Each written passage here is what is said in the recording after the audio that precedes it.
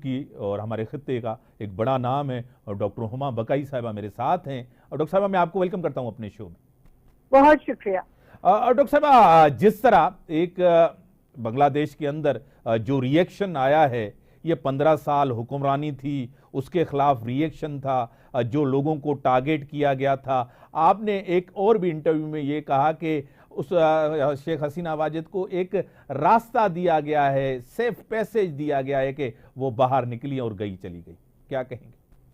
जी बिल्कुल, मेरा ख्याल है सूरत हाल इंतहाई मखदूश हो गई थी, और अगर उनको फौज ना निकालती और ये सेफ एग्जिट ना देती, तो क्योंकि उनकी ख्वाहिश थी कि वो एक तकरीर कर लें जिसकी उनको इजाजत नहीं दी गई, और फिर उन्हें इंडिया वो चली गई, भारत की तरफ निकल गई, तो उनके साथ तकरीबन वही सूरत हाल हो सकती थी जो शेख मुजीबुर रहमान के साथ हुई।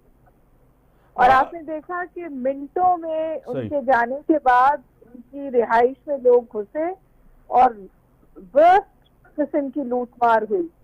और इस वक्त बांग्लादेश की सूरत हाल इतनी मखदूश है कि जो पुलिस है वो स्ट्राइक पे चली गई है, क्योंकि 300 थानों पर स्टूडेंट्स ने हमला किया। और इस वक्त ढाका की जो मेन स्ट्रीट है उसका जो कंट्रोल है वो स्टूडेंट्स के हाथ में है। और उन्होंने डिमांड की थी कि पार्लियामेंट डिसॉल्व की जाए, तो वो भी डिसॉल्व हो गई।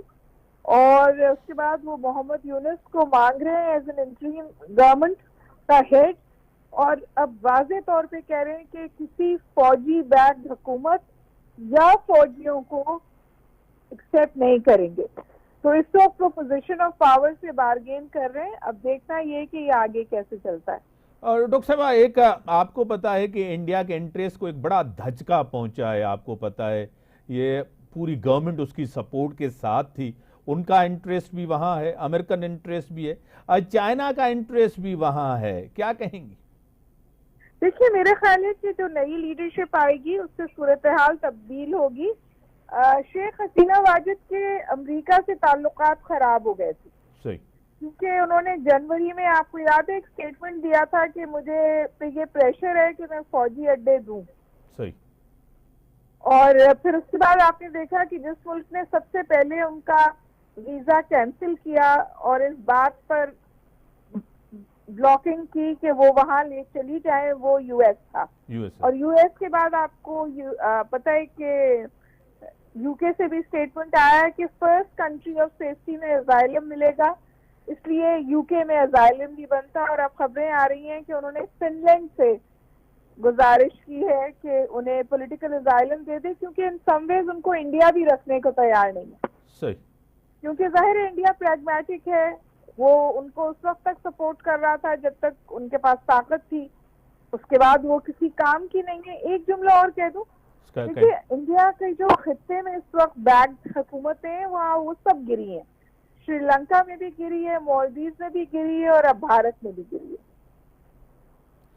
डॉक्टर साहब, आपको पता है कि ये चाहे अमेरिका के अंदर एहतजाज हो स्टेटस को के खिलाफ, आपको पता है चाहे वेनेजुला में हो, चाहे यूके के अंदर हो, आपको पता है कि एक बड़ा रिएक्शन पूरी दुनिया के अंदर आ रहा है स्टेटस को के खिलाफ।